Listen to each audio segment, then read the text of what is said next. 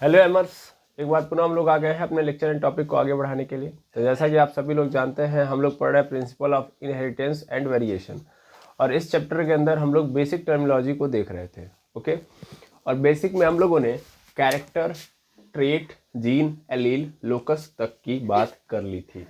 अब आज हमें क्रोमोसोम्स के टाइप, फिर जीनोटाइप और फिनोटाइप को क्लियर करना है। उसके बाद अपने चैप्टर को और आगे बहुत ही तीव्र गति से बढ़ाना है। तो चलिए सबसे पहले हम समझते हैं क्रोमोसोम्स के बारे में। जैसा कि क्रोमोसोम्स की कहानी है, वो कहानी स्टार्ट हुई थी डीएनए से। मेनली डीएनए कैसा होता है?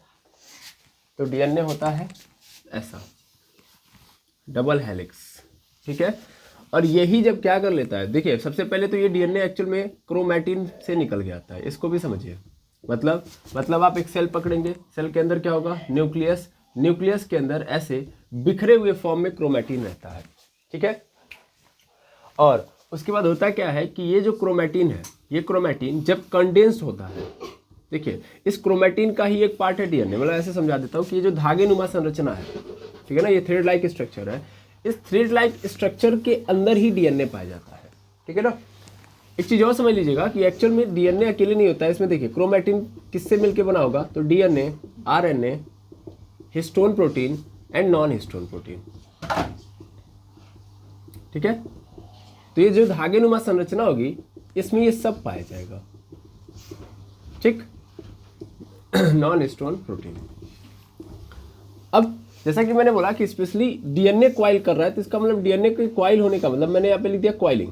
डीएनए की क्वाइलिंग होगी तो क्रोमोसोम्स बनेगा। एक्चुअल में इसका अर्थ ये है कि जो क्रोमैटिन जो बिखरा हुआ है, यही क्या करेगा? अपने आप को कंडेंस करेगा, क्वाइल के फॉर्म में कन्वर्ट कर लेगा, ठीक है, खूब अच्छे से। और जब खूब अच्छे से क्वाइलिंग कर लेगा तो यही डीएनए या क्रोमैटिन, देखो मैं डीएनए बोलूँ या क्रोमैटिन, बात एक ही है, ओके, क्योंकि क्रोमैटिन के अंदर ही क्या पाया जाता है? डीएनए। तो स्पेशली मैं क्रोमैटिन को डीएनए बोल रहा हूँ, इस बात को ध्यान में रखेंगे। तो मैंने बोला डीएनए क्वाइलिंग कर लेगा, और डीएनए क्वाइलिंग करके एक ऐसा स्ट्रक्चर आपके सामने बना के रखता है। ये खूब बढ़िया से क्वाइलिंग करेगा। पहले तो बिखरा हुआ था, लेकिन जब इसको किसी से मिलना होगा या नए सेल का निर्माण करना होगा, यानी अपना विभाजन करना होगा, तो ये इस तरीके से कन्वर्ट कर लेगा अपने आप को, ठीक है। अब जब ये करता है कन्वर्ट, तो इसको ध्यान से समझेंगे। तो यहाँ पे एकदम बीच में पॉइंट माफिक आपको एक सेंटर मिलेगा, उससे हम बोलते हैं सेंट्रोमेयर, ठीक है। और इसके एक साइड में आपको नजर आएगा कि सेंटर के इधर जा रहा हूँ तो चीज़ें छोटी हैं, मतलब जो आर्म है ऐसे समझा जाए तो ये क्या निकला हुआ है? ये सेंटर है, सेंटर से ये दो ठो आर्म निकले हुए हैं, ऐसे नजर आ रहा है। तो जो छोटा वाला आर्म है उसको हम क्या बोलते हैं? शॉर्ट आर्म बोलते हैं, है ना, शॉर्ट आर्म बोलते हैं। और इसे हम किससे रिप्रेजेंट करते हैं? इसे हम पी से बोलते हैं, मतलब पी आर्म, ठीक है। और उसके बाद ये बड़ा वाला आर्म है, तो इसको हम क्या बोल देंगे? लॉन्ग आर्म, और इसे हम क्यू से डिनोट करते हैं, ठीक है ना, तो क्यू आर्म बोल देंगे सिंपली, ओके। और ये जो स्ट्रक्चर आपको पूरा का पूरा दिख रहा है, दैट इज क्रोमोसोम, ठीक है, बिल्कुल। तो इसे क्रोमोसोम बोलते हैं। मतलब न्यूक्लियस के अंदर जो जेनेटिक्स मटेरियल क्रोमैटिन होता है, जिसके पास DNA, RNA, histone protein and non histone protein पाए जाते हैं, जिनसे क्रोमैटिन बना होता है, जब ये कंडेंस करता है, तो कंडेंस कब करता है? जब इसे नया सेल बनाना हो, यानी नई कोशिका बनानी हो, या इसे जाके किसी से मिलना हो, किसी नए सेल से मिलना हो, तो उस केस में ये कंडेंस करेगा और कंडेंस करके क्रोमोसोम्स बनाता है, ठीक है। अब एक बॉडी के अंदर कोई भी सेल उठाओगे तो एक्चुअल में हमें क्रोमोसोम्स दिखाई देंगे। क्रोमोसोम्स कब दिखाई देते हैं ये मैंने बता दिया। तो जब मैं क्रोमोसोम्स बोल रहा हूँ तो समझ लीजिएगा कि वो पर्टिकुलर कंडीशन उस समय होगी, ठीक है। देखिए क्रोमैटिन आपको दिखाई नहीं देगा, बिकॉज क्रोमैटिन तो बिखरा होता है, ठीक है ना, तो एकदम नॉन कंडेंस होता है, एकदम इधर उधर रहता है, तो रैंडमली आपको नहीं दिखाई देगा, लेकिन क्रोमोसोम्स दिखाई देंगे, ठीक है।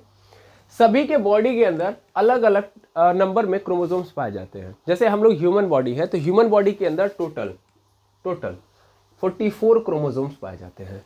यानी ये जो संरचना, यानी ये जो क्रोमैटिन है, इसने अपने आप को कंडेंस किया, क्वाइलिंग कराई, तो क्वाइलिंग करा के ये एक बना ना, तो ये एक क्रोमोसोम्स बना। ऐसे टोटल कितने बने होंगे ह्यूमन बॉडी के अंदर?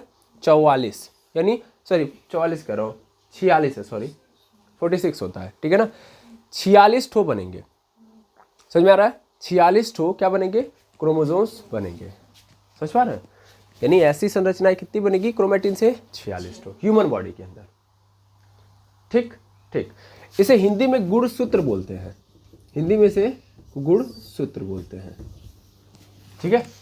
अब ध्यान से समझना, तो क्रोमोसोम्स किसी भी बॉडी के अंदर अलग अलग वैरायटी के साथ हो सकते हैं। मतलब वैरायटी का मतलब इनके भी टाइप्स बता दिए गए। टाइप्स इनके क्यों बताए गए, इसको थोड़ा ध्यान से समझेंगे। ये समझ में आ गया होगा कि कैसे बना क्रोमोसोम्स, या क्रोमोसोम्स क्या होता है। तो क्रोमोसोम्स और कुछ नहीं होता है, एक्चुअल में डीएनए का ही क्या है, कंडेंस शेप है, ठीक है ना, क्रोमोसोम्स। अब ध्यान से समझिएगा, तो क्रोमोसोम्स के रहने या उसके साथ के अनुसार, साथ का मतलब अगल बगल में कैसे लोगों के साथ हो रह रहा है, मतलब रहने के अनुसार अगर मैं देखूँ तो, ठीक है, रहने के अनुसार मैं सीधा सीधा देखूं तो यहाँ पे आपको दो तरीके के क्रोमोसोम्स पढ़ने के लिए मिलते हैं। एक मिलता है हैप्लॉइड और दूसरा मिलता है डिप्लॉइड। रहने का मतलब सर, मतलब सपोज कर लो कि एक न्यूक्लियस है, एक न्यूक्लियस के अंदर, जैसे मैंने बोला ना कि ये सब कहाँ रहेंगे, न्यूक्लियस के अंदर। न्यूक्लियस के अंदर एक क्रोमेटिन था, उसी ने कंडेंस किया, क्रोमोसोम्स बन गया। तो ये कहाँ पे होंगे, न्यूक्लियस के अंदर। अब इस न्यूक्लियस के अंदर जो क्रोमोसोम्स है, मैंने बोला ना 46 क्रोमोसोम है ह्यूमन बॉडी के अंदर। तो मान लो 46 में से 46 जो आप देखते हो ना, अच्छा ये भी समझ लो, ये जो 46 देखते हो एक्चुअल में ये पेयर में होते हैं। एक्चुअल में क्रोमोसोम्स किस में होते हैं, पेयर में। तो ध्यान देना, जब भी क्रोमोसोम्स पेयर में होंगे, जब भी क्रोमोसोम्स पेयर में होंगे तो इस कंडीशन को हम क्या बोलते हैं, डिप्लॉइड, ठीक है ना। ये भी ध्यान समझ लो, यानी जब क्या होंगे, क्रोमोसोम्स पेयर में होंगे, तब इसका मतलब क्या है, वो डिप्लॉइड। ऐसे समझा रहा हूँ, जैसे मान लो अभी समझ लो कि यही अपने आप में न्यूक्लियस है। अब यहाँ पे एक क्रोमोसोम्स है, ठीक है ना, ऐसे मैंने क्रोमोसोम बना दिया, ऐसे सिंपल बेसिस पे काम करता हूँ, ऐसे जैसे एक क्रोमोसोम बना दिया, ठीक है। ये क्रोमोसोम नंबर 1 है, ठीक है। फिर जस्ट इसके बगल में दूसरा एक क्रोमोसोम नंबर बना गया, ठीक है। यानी 1 वाले कितने हैं, 2 हैं, ठीक है। ऐसे ही ये दूसरा वाला क्रोमोसोम है और इसके जस्ट बगल में दूसरा वाला आ गया। तो इसका मतलब 2 नंबर के कितने क्रोमोसोम हो गए, मतलब दुट हो गए ना फिर, यानी 2 वाले भी पेयर में है, ऐसे 3 वाला भी पेयर में है, 4 वाला भी पेयर में है। तो अगर इस कंडीशन को समझा जाए तो ये एक्चुअल में जानते हैं क्या है, यही है डिप्लॉइड कंडीशन। क्या है, डिप्लॉइड कंडीशन। डिप्लॉइड कंडीशन में समझ पा रहे हैं ना, what is the means of diploid condition. कहीं जब क्रोमोसोम्स सेम टाइप के क्रोमोसोम्स क्या हो, पेयर में हो, है ना, तो इसे हम क्या बोलेंगे, डिप्लॉइड। और इसको हम चिन्हित करते हैं या डिमार्क करते हैं 2n से, यानी 2n यहाँ पे लिखा है, इसका मतलब क्या है, डिप्लॉइड। डिप्लॉइड मतलब क्रोमोसोम्स किस में है, पेयर में है। और पेयर में कैसे है, सेम टाइप के, कैसे हैं, सेम टाइप के, इसको याद रखेंगे, ओके। अच्छा, अगर मान लीजिए यहीं पे इसको मैं हटाऊं यहाँ से और यहाँ पे आ जाऊं, कि मान लो ये न्यूक्लियस मैंने पकड़ा, इसमें क्रोमोसोम नंबर 1 है, ये अकेले है, इसके जस्ट बगल में क्या है, दूसरा वाला, फिर तीसरा वाला, फिर चौथा वाला, और सभी मतलब हर नंबर के अकेले अकेले है ना। जब अकेले अकेले रहेंगे तो इसी कंडीशन को हम क्या बोलेंगे, हैप्लॉइड।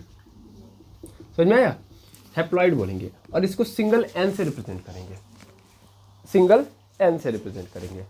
क्या मेरी बात समझे, जो मैं बता रहा हूं ये क्लियर है।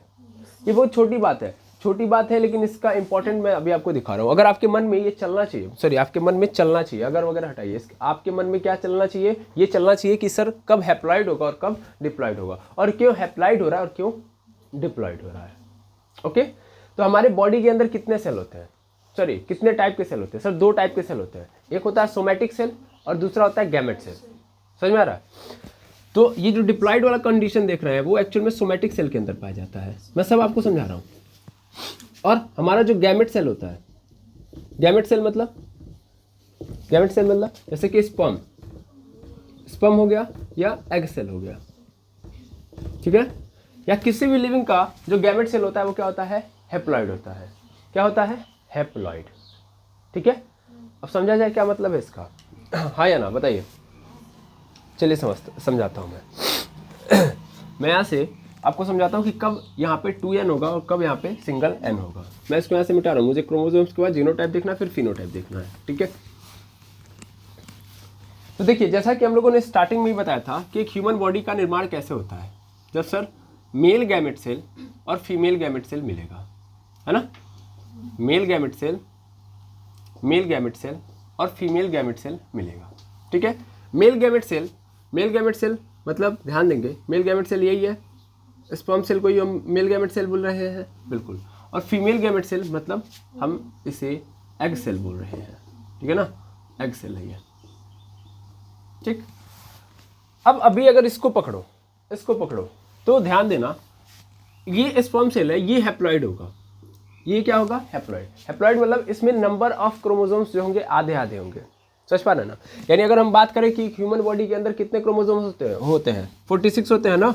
46 कब होते हैं, जब हम डिप्लॉयड वाली कंडीशन की बात करें, समझ में आ रहा है। जब हमारी बॉडी डिप्लॉयड है, मतलब हमारा सेल, या सीधा सीधा ऐसे समझो हमारी बॉडी के अंदर के सेल निकाले गए कहीं से भी, रैंडमली कहीं से सेल निकाले जा रहे हैं फिलहाल में, गैमेट सेल को छोड़ के। तो कोई भी सेल जब उठाया जा रहा है तो उसके अंदर जब क्रोमोसोम्स देखा जाए तो कितने मिल रहे हैं हमको, 46। और सब के सब किस में मिले, पेयर में। लेकिन जब गैमेट सेल को उठाए गए तो उसमें 46 नहीं मिले, तब कितने मिले, 23 मिले। कितने मिले, 23। तो हैप्लॉइड के अंदर मेरा कितना हो गया, 23, जबकि डिप्लॉयड के अंदर कितना रहा, 46। अब हैप्लॉइड में हुआ क्या, मैंने क्या बोला था, सिंगल हो जाते हैं ना। तो देखो यहाँ पे क्या होगा, यहाँ पे फीमेल वाले में ये देखो क्रोमोसोम नंबर 1, यहाँ पे chromosome number 2, chromosome number 3, chromosome number 4, है ना। ये सब अकेले रहेंगे। ऐसे ही मेल वाले में भी रहेंगे, chromosome number 1, chromosome number 2, chromosome number 3, chromosome number 4, है ना। अब जैसा कि आप सबको पता है कि ये दोनों के दोनों फिर क्या होंगे, आपस में मिलेंगे तो क्या होगा, फर्टिलाइजेशन होगा, और फर्टिलाइजेशन के बाद क्या बन जाएगा, जाइगोट। क्या बनेगा, जाइगोट बनेगा, ठीक है। अब ये जो जाइगोट बनेगा मतलब ये दोनों सेल को मिला के बनेगा ना, तो इन दोनों का जो क्रोमोसोम नंबर होगा वो भी क्या होगा, आपस में मिलेगा कि नहीं मिलेगा, है ना। तो देखो होगा क्या, अगले केस में देखो ये और ये दोनों मिक्स हो जाएंगे, क्योंकि दोनों मिल के एक सेल बना रहे हैं। तो ये और ये मिक्स होंगे, तो ये क्रोमोसोम नंबर 1 था, तो इसके जस्ट बगल में ये वाला क्रोमोसोम नंबर 1 आ जाएगा, हाँ या ना। अब देखो यहाँ पे ये क्रोमोसोम नंबर 2 था, तो इसके जस्ट बगल में इस सेल का जो क्रोमोसोम नंबर 2 है वो आ जाएगा, है ना। फिर यहाँ से क्रोमोसोम नंबर 3, तो यहाँ भी क्रोमोसोम नंबर 3, क्रोमोसोम नंबर 4, तो क्रोमोसोम नंबर 4। अब देखो पेयर हो गया कि नहीं हो गया, तो क्या बन गया, डिप्लॉयड बन गया, समझ में आ रहा है ना। यहाँ पे क्या थे, सब हैप्लॉइड थे। क्या थे, हैप्लॉइड। ये सब हैप्लॉइड है। क्यों हैप्लॉइड है, क्योंकि सिंगल है।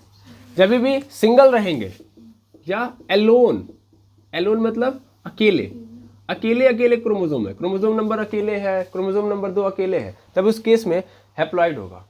और डिप्लॉयड का मतलब पेयर में, अगर पेयर में आ गया तो देखो यहाँ पे पेयर में आ गया कि नहीं आ गया, यहाँ पे 23 था, यहाँ भी 23 था, अब 23 मिलकर क्या बना दिया, 46 बना दिया, है ना। तो हमारे बॉडी के अंदर लगभग 98% सेल हमारे बॉडी के क्या होते हैं, डिप्लॉयड होते हैं, है ना। हम कैसे ऑर्गेनिज्म है, हम सर डिप्लॉयड ऑर्गेनिज्म है ना। सिर्फ और सिर्फ हमारे गैमेट सेल जो है वो क्या है, हैप्लॉइड है, ठीक है। हैप्लॉइड डिप्लॉयड का मतलब समझ में आ गया।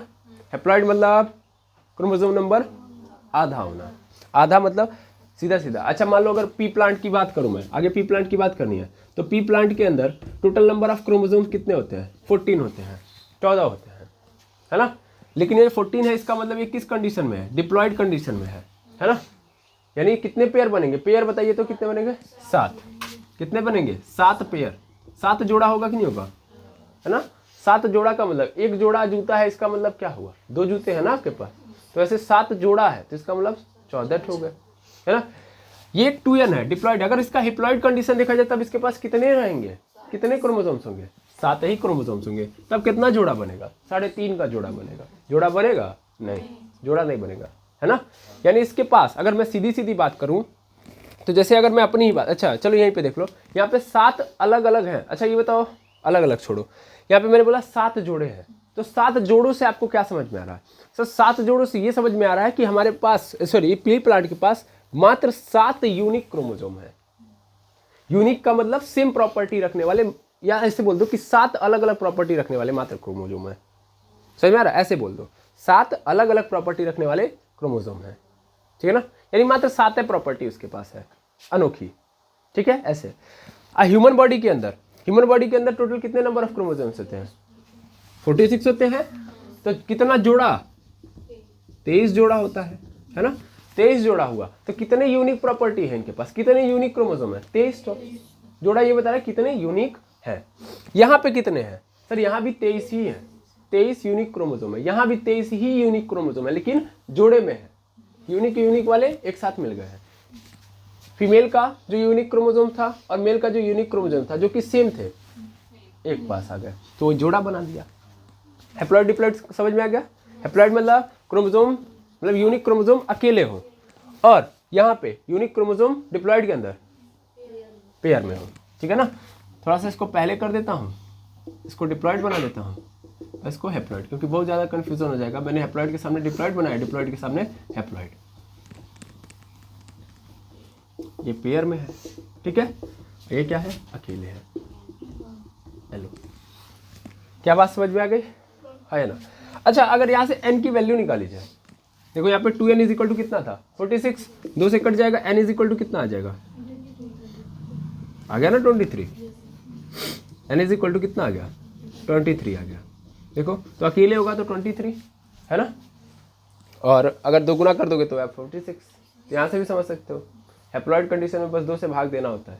डिप्लॉइड है तो हैप्लॉइड करने के लिए 2 से भाग। सीधा सीधा मोटी मोटा सीधा मतलब समझाते हैं कि भैया अगर अकेले अकेले रहे क्रोमोसोम्स तो हैप्लॉइड दुगुना हो गए, पेयर में आ गए, सीधा सेम ही पेयर में आ गए, यानी 1 अगर अकेले है, 1 के जस्ट बगल में 2 आ गया, 2 के बगल में 3 आ गया, 3 के बगल में 4 आ गया, तो क्या है? ये हैप्लॉइड कंडीशन है। लेकिन अगर 1 के बगल में 1 है, फिर 2 के बगल में भी 2 है, तो इस केस को हम क्या बोलेंगे? डिप्लॉइड। ठीक है, ये क्लियर हो गया होगा, है ना? अब कहानी को आगे बढ़ाया जाए, हाँ या ना? ठीक, चलिए आगे बढ़ाते हैं।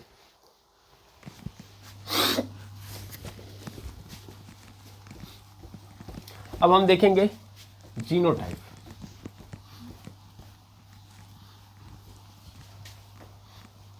जीनोटाइप से पहले एक और हम समझाना चाहेंगे। जैसे एक आप जानते हैं होमोजाइगस कंडीशन और हेट्रोजाइगस कंडीशन, ये मैं पढ़ा चुका हूं लेकिन अगेन समझा दे रहा हूं। होमोजाइगस कंडीशन और हेट्रोजाइगस कंडीशन। अच्छा, होमोजाइगस कंडीशन मतलब क्या? होमोजाइगस कंडीशन क्या बताइए?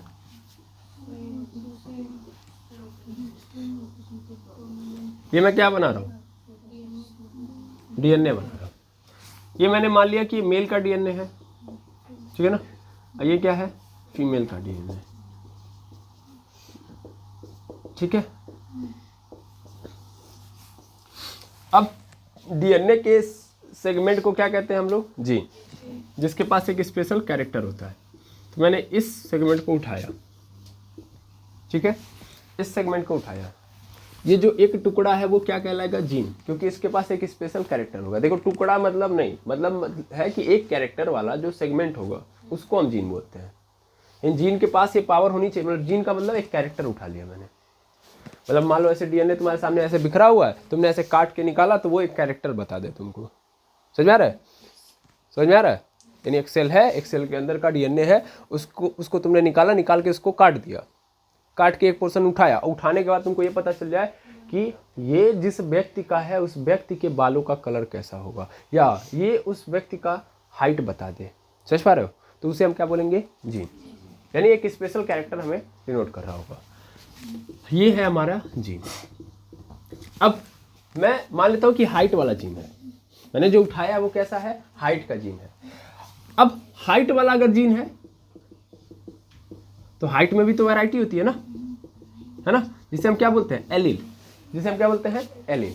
अब एक बात ध्यान से समझिएगा, ये भी हाइट वाला जीन, ये भी हाइट वाला जीन, ये मेल का है, ये फीमेल का, यानी ये पापा का है और ये मम्मी का, सीधा। अब मान लेता हूं कि पापा की हाइट क्या है? टाल, है ना। तो ये मैंने क्या बता दिया सर? हाइट के अंदर वैरायटी पूछी मैंने, इसका मतलब ये जो बता रहा है ये एलील है ना। हाइट के अंदर टाइप पूछा कि हाइट कैसी है, लंबे हैं कि बौने हैं, ऐसे सीधा से लंबे हैं कि बौने हैं। तो लंबे हैं जो ही पूछा, मतलब जो ही हाइट के बारे में पूछा कि हाइट कैसी है, लंबे हैं कि बौने हैं, लंबे हैं कि बौने हैं, तो तुरंत जो ही मैं हाइट के नीचे गया वो एलील कहलाएगा। हाइट के अंदर वैरायटी या किसी भी कैरेक्टर के अंदर जब हम टाइप लेके आते हैं, है ना, तो उसको ट्रेट बोलते हैं। वैसे ही जीन के अंदर हम टाइप्स लेके आते हैं कि जीन कैसा है, टाल वाला जीन है कि डॉर्फ वाला जीन है, लंबा वाला जीन है कि बौना वाला जीन है। तो जीन की वैरायटी आ गई ना, इसी को हम क्या बोलते हैं? एलील। तो ये क्या बता रहा है? एलील को बता रहा है ना। अब ये क्या है? टाल है ना। और मान लीजिए जो फीमेल यानी मम्मी वाला जो डीएनए है, इसके अंदर जो हाइट वाला जीन है इसका जो टाइप है वो भी कैसा है, टाल, यानी टाल टाइप का जीन यहाँ भी है। टाल टाइप का जीन मतलब एलील, तो यहाँ पे कौन सा एलील है, टाल वाला, यहाँ भी कौन सा एलील है, टाल वाला। अगर जब मैं मिलाऊंगा, देखिए ये क्या कहाँ से मैं निकाल के चेक कर रहा हूँ, ये एक्चुअल में स्पर्म सेल से निकाल के चेक कर रहा हूँ और ये एग सेल से निकाल के चेक कर रहा हूँ, है ना, ध्यान देना। अब जब मैं मिलाऊंगा, क्योंकि दोनों मिलेंगे तभी जाइगोट बनेगा, है ना, तो जाइगोट बनेगा कि नहीं बनेगा, जाइगोट तभी बनेगा जब ये दोनों मिलेंगे। तो दोनों मिलने का मतलब ये दोनों जीन भी, हाइट वाले जीन भी आपस में मिक्स होंगे। तो हाइट वाले जब जीन मिक्स होंगे तो जो क्रोमोसोम बनेगा उस कंडीशन में जो हाइट वाला दिखाएगा वो टीटी दिखाएगा। ये जो टीटी आप देख रहे हो ना, दैट इज कॉल्ड जीनोटाइप। जो मैंने लिखा है ना, ये जो एलील को मैंने एक्सप्रेस किया है, समझ पा रहे हो, इसी को हम क्या बोलते हैं, जीनोटाइप। एक्सप्रेशन जो होता है इसी को हम क्या बोलते हैं, जीनोटाइप।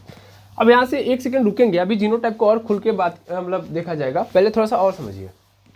यहाँ पे जो दिख रही है, यहाँ पे कहानी दिख रही है कि सेम टाइप का एलील प्रेजेंट है, तो सेम टाइप का एलील प्रेजेंट है तो इसी को हम होमोजाइगस कंडीशन बोलते हैं, है ना, होमोजाइगस कंडीशन। होमोजाइगस कंडीशन मतलब सिंपल सर, सेम टाइप का जीन प्रेजेंट होना।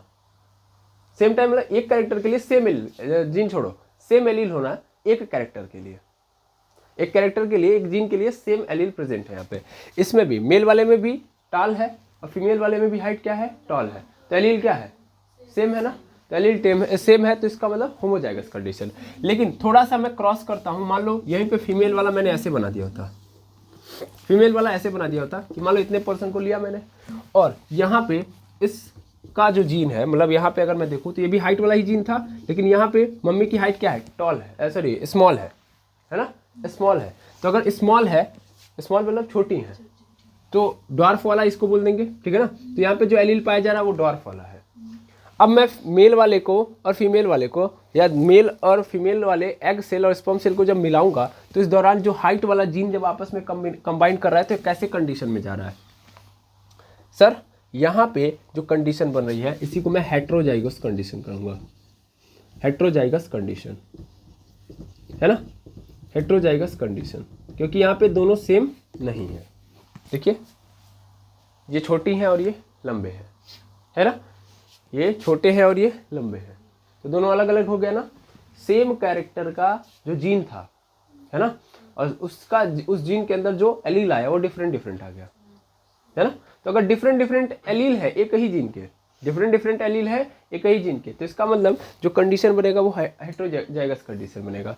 और अगर सेम है, सेम एलील है, तो इस कंडीशन में इस कंडीशन को हम क्या बोलेंगे, homozygous.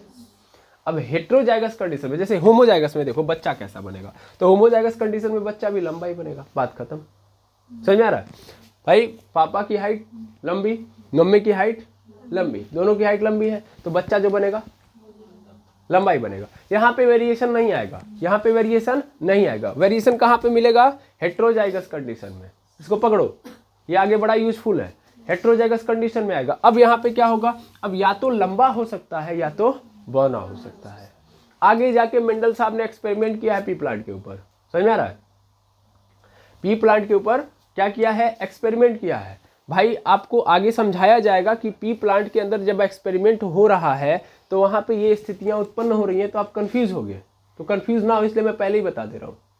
Heterozygous condition, homozygous condition. तो होमोजाइगस कंडीशन में कोई वेरिएशन नहीं होगा, हाइट क्या रहेगी, सेम, दोनों लंबे थे तो बच्चा भी लंबा होगा, खत्म। लेकिन इसमें से एक टॉल है दूसरा डॉर्फ है, तो यहाँ से हेट्रोजाइगस कंडीशन आ गई, और हेट्रोजाइगस कंडीशन में ही वेरिएशन आता है। क्या आता है, वेरिएशन। अब होगा क्या, ध्यान दो, यहाँ से कंडीशन क्या बनेगी, यहाँ से प्रोबेबिलिटी थोड़ा लगाओ, या तो लड़का लंबा होगा यानी पापा में जाएगा या तो मम्मी में, ये आपने देखा होगा, है ना, या तो पापा में गया होगा या तो मम्मी में, है ना, ये कंडीशन बनती है। और यही से स्थिति पैदा होती है। देखो ये क्या थे, ये दोनों एलील थे, एलील थे। इन दोनों एलील को अगर मैं लिखूं तो यहाँ पे ये बच्चे का जो एलील बनेगा, यानी जो जाइगोट का एलील बनेगा, टी और स्मॉल टी बनेगा। हमेशा ध्यान देंगे, हमेशा ध्यान देंगे, एक को मतलब जो यहाँ पे दिख रहा है ना, यहाँ पे टी और स्मॉल टी, तो टी और स्मॉल टी का मतलब यहाँ पे जब दो एक ही एलील के एक ही जीन के कई एलील होते हैं, अलग अलग एलील होते हैं, तो एक को कैपिटल में और एक को स्मॉल में रिप्रेजेंट करते हैं। ठीक है, अब इसमें किसको स्मॉल में किसको कैपिटल में करते हैं, ये थोड़ा ध्यान देने वाली बात है। देखिए जब ये कंडीशन बनती है तो यहाँ पे एलील भी दो पार्ट में कन्वर्ट हो गया, क्योंकि दो अलग अलग थे, तो इसमें से एक एलील डोमिनेंट एलील कहलाएगा और दूसरा रिसेसिव कहलाएगा। समझ में आ रहा है मैंने क्या बोला? मैंने ये बोला कि दो एलील हैं, एक टॉल वाला और एक स्मॉल वाला, टॉल ड्वार्फ। ये टॉल एलील है और ये ड्वार्फ वाला है ना। तो अब बच्चा कोई एक ही वाला पोर्शन में आएगा, या तो लंबा होगा या तो बौना होगा।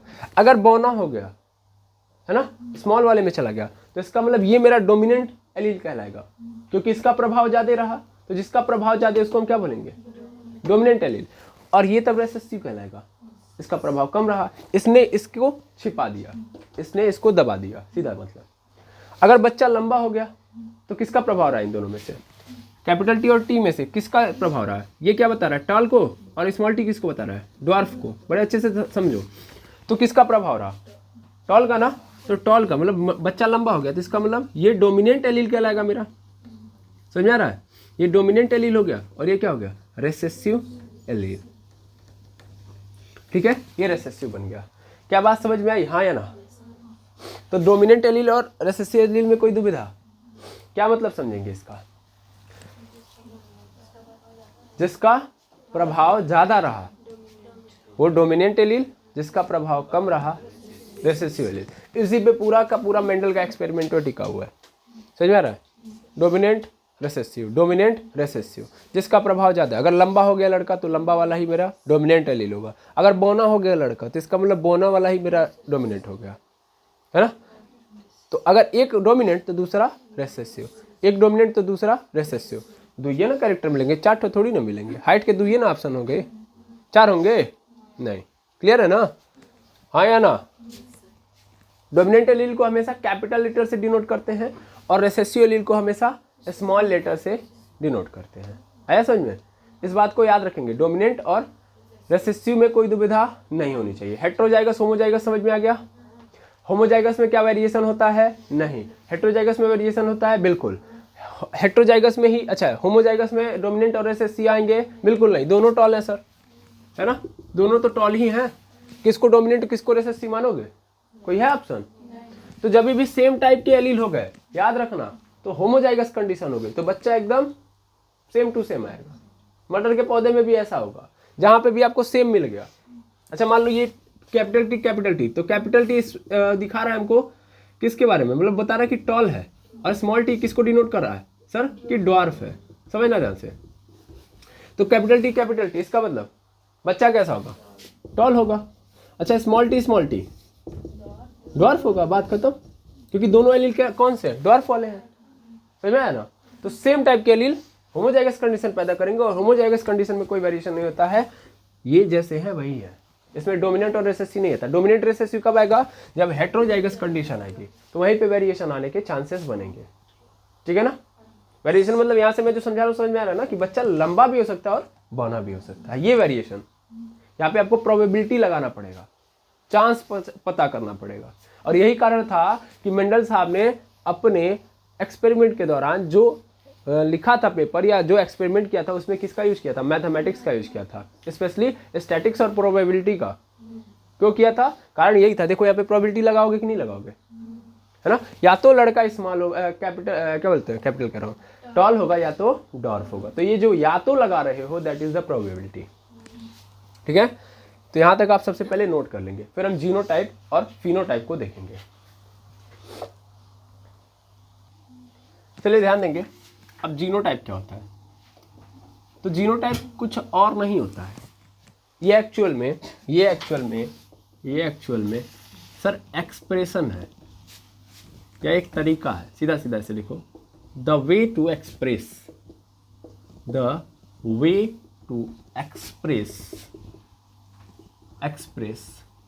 जीन और एलील। ठीक है, जीन और एलील को क्या करने के लिए, एक्सप्रेस करने के लिए जो तरीका यूज किया जाता है उसे जीनोटाइप कहते हैं। ठीक है, जैसे मैंने मतलब कोई बच्चा पकड़ा, उसकी हाइट का, कोई भी एक बच्चा है जिसका मैंने हाइट का एलील निकाला, ठीक है ना, तो हाइट के एलील को मैं कैसे इसके रिप्रेजेंट कर सकता हूँ, या तो T capital T small T होगा, या तो कैपिटल टी होगा, या तो स्मॉल टी होगा। ऐसे मैंने ज़बरदस्ती मान लिया अपने अनुसार, लिख दिया, बना दिया ना। ये जो बनाया हूँ ये एक्चुअल में क्या दिखा रहा है, इनके एलील कोई तो बता रहा है। इसका मतलब क्या है, इसका मतलब ये है कि ये जो बच्चा है, सपोज कर लो ये क्या है, टॉल है, तो टॉल होगा तो इसका मतलब इसका जीनोटाइप या तो ये हो सकता है ना, या तो ये हो सकता है। और स्पेशली इसके होने इन दोनों के होने के चांसेस यहाँ पे ज़्यादा है। अगर मैंने बोल दिया ड्वार्फ होगा तो ये नीचे वाला दिख रहा है ना, ये भी हो सकता है और ये भी हो सकता है, ऐसी बात नहीं, ये भी हो सकता है, दबा दे, कोई भी दबा सकता है ना। यहाँ पे कैपिटल टी टॉल बता रहा है, स्मॉल टी ड्वार्फ बता रहा है। और यहाँ पे तो होमोजाइगस कंडीशन हो गई ना, ड्वार्फ, तो जाहिर सी बात है ड्वार्फ होगा। अच्छा मैंने बोला टॉल है ये, तो ये होगा नहीं होगा, क्योंकि ये तो ड्वार्फ वाली कंडीशन है ना, दोनों क्या है, ड्वार्फ है, तो ड्वार्फ हो गए तो बच्चा भी ड्वार्फ होगा, अगर दोनों ड्वार्फ हो गए तो, है ना। अगर दोनों टॉल हो गए तो बच्चा भी क्या होगा, टॉल। समझ में आ रहा है ना, ये बात क्लियर होनी चाहिए, ठीक है। लेकिन अगर टॉल की बात हो रही है तो ये वाला भी हो सकता है, ठीक है ना, और ये वाला भी हो सकता है। लेकिन ड्वार्फ की बात होगी तो ये और ये हो सकता है, ये नहीं हो सकता, क्योंकि होमोजाइगस कंडीशन हो जाएगी, ठीक है। तो सिंपल जीनोटाइप का मतलब क्या, कि भैया हम किस तरीके से जीन और एलील को एक्सप्रेस करेंगे, बस, ठीक है। अब यहाँ से आपको रेशियो भी देखने के लिए मिलेगा, है ना, जीनोटाइप रेशियो, क्या मिलेगा, जीनोटाइप रेशियो। जैसे आगे जाके देखोगे आप तो मेंडल साहब जब क्रॉस कराते हैं तो पहला आता है टी, फिर आएगा आपके सामने टी स्मॉल टी, फिर टी स्मॉल टी, और फिर स्मॉल टी। जब सेकेंड जनरेशन के लिए वो क्या बोलते हैं, क्रॉस कराते हैं, तो उनके सामने इस तरीके से कुछ संरचनाएं नजर आती हैं, ठीक है। अब इसमें अगर आप चाहो तो क्या कर सकते हो, इसमें अगर आप चाहो तो रेशियो भी निकाल सकते हो इनका। जैसे अगर हम देखें तो यहाँ पे देखना, टॉल की बात करें अगर हम, चलो इसको पहले लिख दो, यहाँ पे टी स्मॉल टी, फिर स्मॉल टी, है ना भाई, यही तो एलील नजर आ रहे हैं, या तो ये वाला और बाकी ये तो सेम ही है ना। तो ये कितने हैं, एक है, ये कितना है, दो है, ये कितना है, एक है। ये कितने में से एक ठो है, मतलब टॉल वाला एलील कितने हैं, चार में से एक ठो है, ये चार में से दो ठो है, मतलब चार ठो थे ना टोटल, है ना। रेशियो मुझे निकालना है, यहाँ से क्या आ जाएगा, यहाँ से देखो, यहाँ से कितना आ जाएगा, चार में से एक। मैं परसेंटेज में चेंज कर सकता हूँ इन सबको, इसको मैं चेंज करूँगा, परसेंटेज से चेंज करने का मतलब 100 से गुणा, है ना, 100 से गुणा करोगे तो यहाँ पे क्या मिलेगा, 25%, यहाँ पे क्या मिलेगा, 50%, आया ना, 50%, और यहाँ से क्या मिलेगा आपको, 25%, है ना। अब यहाँ से रेशियो निकालना है मुझे, तो रेशियो निकाल देता हूँ मैं, सीधा कट कर दूँ, 25 से कम 25, 25 दूना 50, 25 से कम 25, 1:2:1। वो तो सीधा भी था, वैसे भी सीधा था, उसमें कोई दुविधा थोड़ी नहीं थी। हम चाहते तो 4 से 4 काट देते, परसेंटेज भी निकाल दिया, फिर रेशियो भी निकाल दिया, तो इसे हम क्या बोलेंगे, जीनोटाइप रेशियो, ठीक है। समझ में आया, रेशियो निकालना होता है। आप डायरेक्ट भी कर सकते हो, 100% से मल्टीप्लाई नहीं भी करोगे, बट यहाँ से परसेंटेज की कहानी बस मैंने यहाँ पे डालना चाहा, तो इसलिए मैंने ऐसा किया, ठीक है। ये जीनोटाइप रेशियो कहलाएगा। जीनोटाइप का मतलब समझ आ गया, है ना, कि हम किस तरीके से एलील को एक्सप्रेस कर रहे हैं। अब यहीं पे आ जाता है एक छोटा सा टर्म, फिनोटाइप। फिनोटाइप क्या है सर, ये भी एक प्रकार का एक्सप्रेशन है, लेकिन ये थोड़ा इंटरेस्टिंग है। मतलब सपोज कर लो कि बच्चा पैदा हुआ जिस एलील के साथ, जब वो इस इन्वायरमेंट में आया, तो उसका जो एलील था या जो उसका ट्रेट था वो बदल गया। क्या बात कर दिया, बिल्कुल मेरी बात ध्यान से समझो।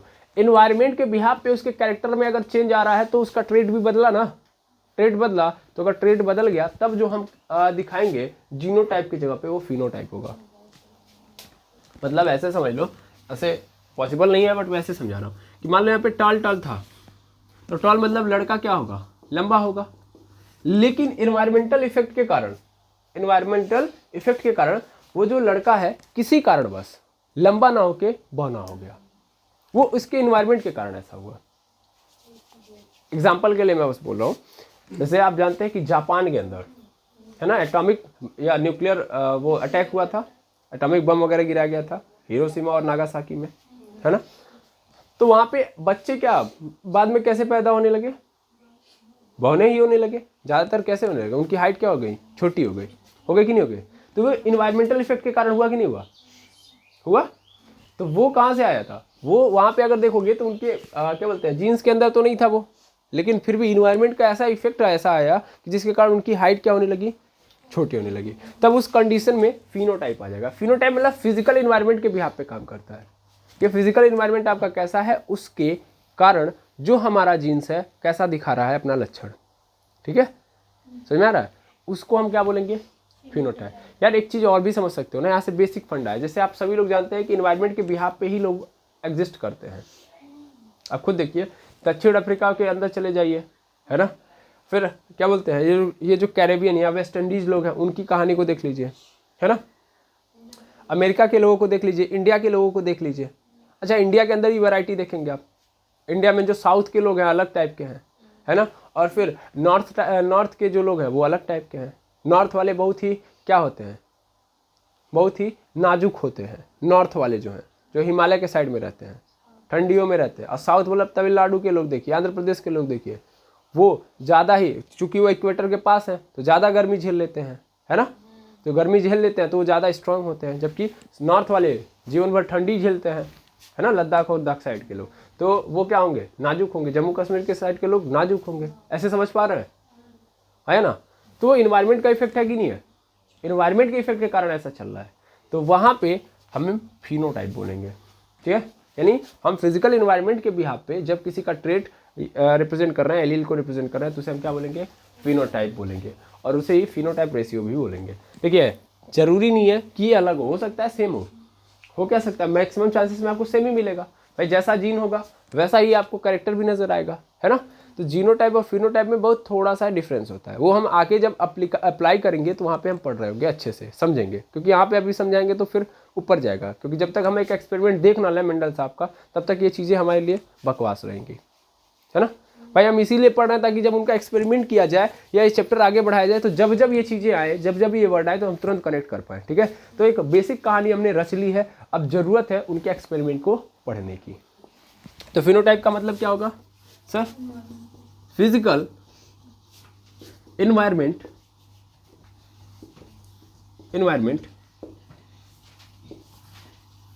के बेसिस पर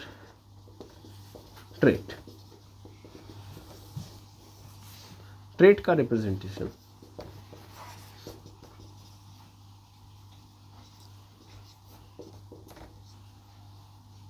ठीक है, इसे हम फिनोटाइप कहेंगे। आई थिंक ये सब कहानियाँ क्लियर हो गई होंगी, कैरेक्टर समझ में आ गया होगा, ट्रेट समझ में आ गया होगा, लोकस समझ में आ गया होगा, एलील समझ में आ गया होगा, जीन समझ में आ गया होगा, फिर क्रोमोसोम समझ में आ गए होंगे, जीनोटाइप समझ में आ गया होगा और फिनोटाइप समझ में आ गया होगा। अगर ये सब चीज़ें आपकी क्लियर है तो मिलेंगे नेक्स्ट वीडियो में, जहाँ पे हम एक्सपेरिमेंट के साथ आपके सामने प्रस्तुत होंगे। तो आज के लिए इतना, मिलते हैं नेक्स्ट वीडियो में। Thank you very much एमर्स।